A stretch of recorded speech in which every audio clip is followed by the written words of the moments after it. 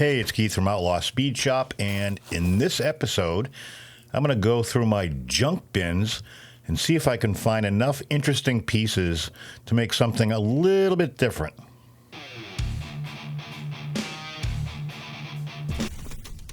So as you can tell by the thumbnail, I wanted to do something a little bit different. Instead of doing wheels and tires, I decided to make a hovercraft.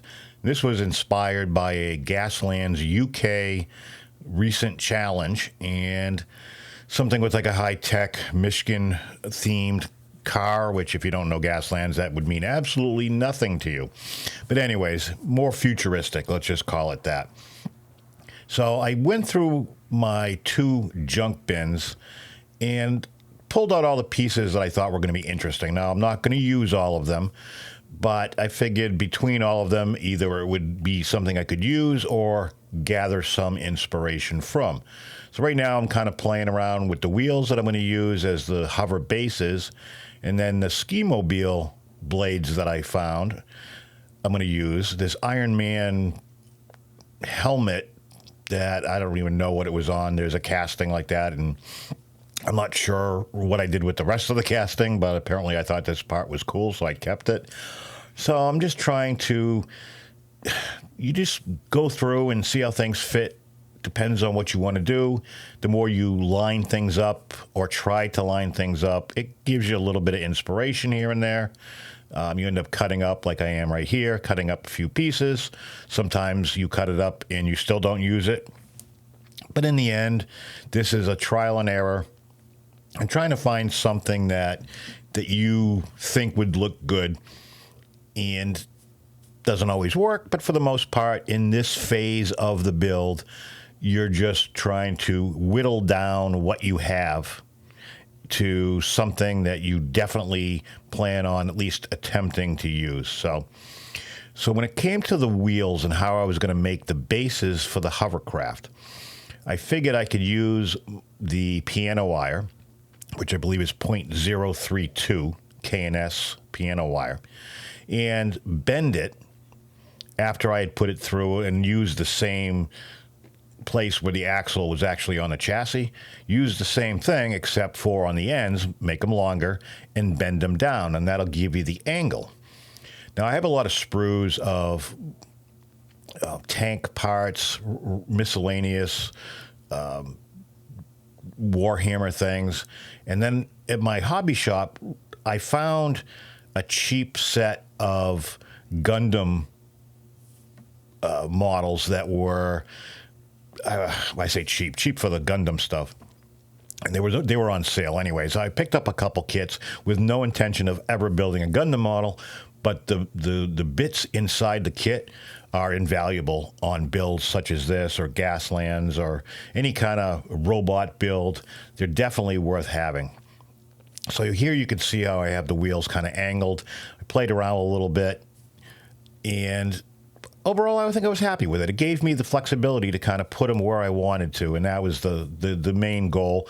I don't want them angling straight down like the car was going to be lifting off. I wanted it to have a little bit of motion look to it. So once I was successful on the front and figured out how to do it, I decided the back, I decided to do the front.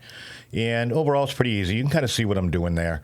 And honestly, you don't have to go this far. You can literally just glue the tires and to what you want, and maybe you have to fill in the wheel wells a little bit. For me, I felt that this worked pretty good.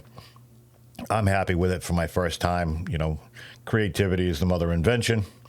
So years ago, my daughter was into making bracelets. And like everything else, she doesn't throw anything away. So when I was cleaning out her room, I found a big box of beads. These are plastic beads. So I decided to use those as the thrusters because they fit perfectly on the wheels, and the inside is smoothed over, so it looks like it would be a great place to have some sort of a thruster. So that's what I did. The scoop that comes through the shaker hood on the Hemi, I decided to cut that off. I know, shame on me, because I had another scoop that I found off a M2 car that was bigger, and it actually sat on the hood. That's just something I wanted to do. It was creative choice. These side thrusters, I never end up using them, but I did spend some time, and I probably spent a good 20 minutes trying to get them to fit right over the rear fender curves and the hood. In the end, I didn't really like them, so I don't end up using them, but they're there in the picture to show you not everything goes as planned. So to not make the front look as much like a snowmobile ski set, I figured I'd start trimming that out a little bit. I did a little bit of grinding, and the purpose of this, to be honest with you, is just to kind of look cool. Again, creative choice. Did it need it? No, but I thought it was like some sort of a guidance leveling system to help the nose of the car and not be so rear heavy and help balance it out. The Iron Man helmet, I had taken the lens out, so I'm going to sand that down a little bit, glue that down, and that's the base. That's where a lot of the diffusion reactor for this car sits. We'll just call it that. I'm making up crap as I go along. But you still need to exhaust it out somewhere, and it wouldn't be a muscle car if I didn't have some sort of dual exhaust on it. So that's kind of what I'm doing there. So now it's just trying to make everything fit. So if you can see the front of the Iron Man helmet, it worked out perfectly. It's got just enough of a space that I didn't have to actually grind out anything. The skis and the base of the skis actually fits perfect. So once in a while when you're doing this, you do find things that just magically fit together, and it's kind of invigorating to not have to customize something because it just fits right. So once again, I'm back to my Gundam part sprue.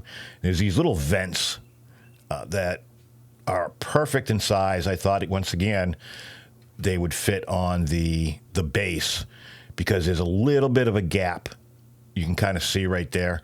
And these covered them up nice, and it gives it the aesthetic that I was looking for, where it gives a little texture to the base, and it's not just this smooth, round piece that's eventually going to be painted, but right now it's just clear red. So that actually worked out really well. Again, there was a lot of things on this build that kind of came together, and again, you don't always see that, and a lot of times you're making things fit. So when you don't have to do that, it's a nice change once in a while. So now I'm just looking around for bits that I think are going to work and add a little bit of texture and balance to what I'm trying to do.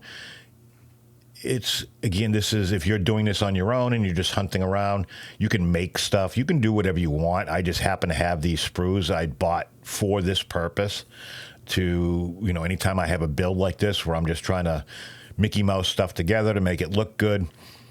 You don't have to use the whole piece. You can cut parts of pieces. You can make your own. The sky's the limit, and that's why I like these builds. There's so often that people have an expectation of what something is supposed to look like. And of course, it's YouTube, so everybody's got an opinion. So in this case, there is no wrong.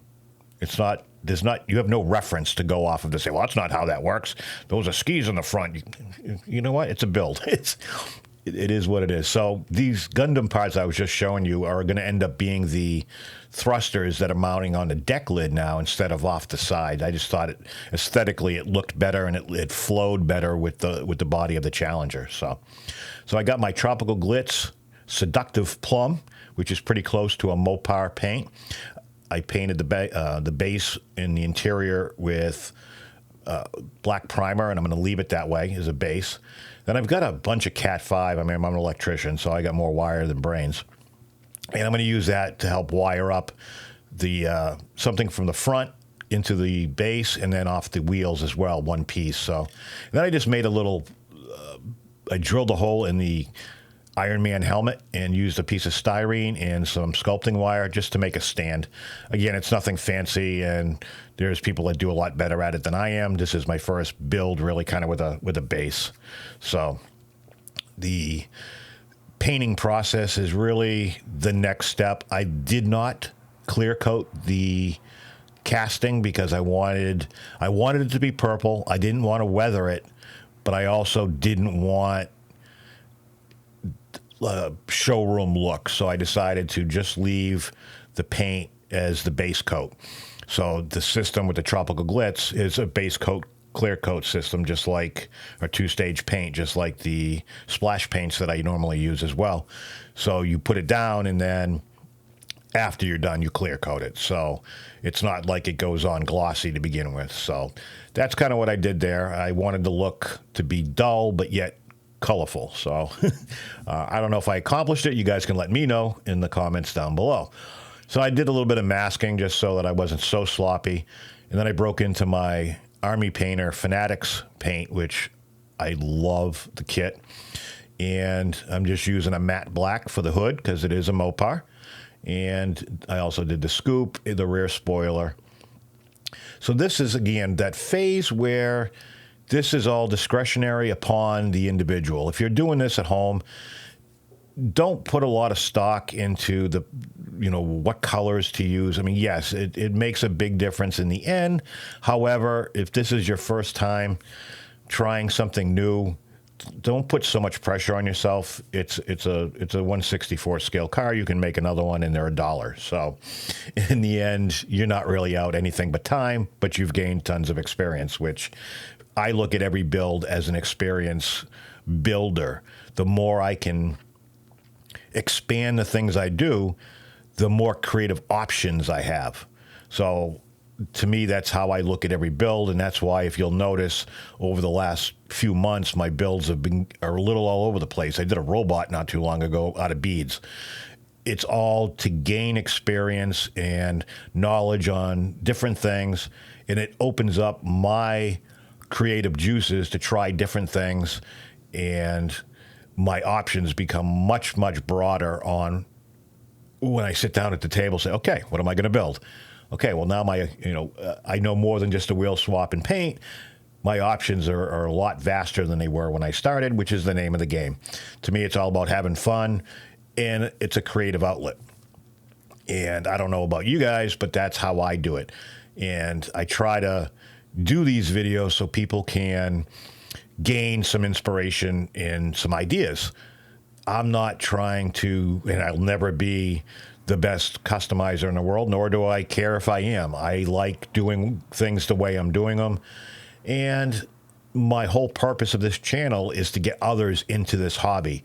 I think I've been fairly successful at it, showing that it's something that's fun, it's enjoyable, and in the end, you get something kind of cool to show off. And that, to me, is the point.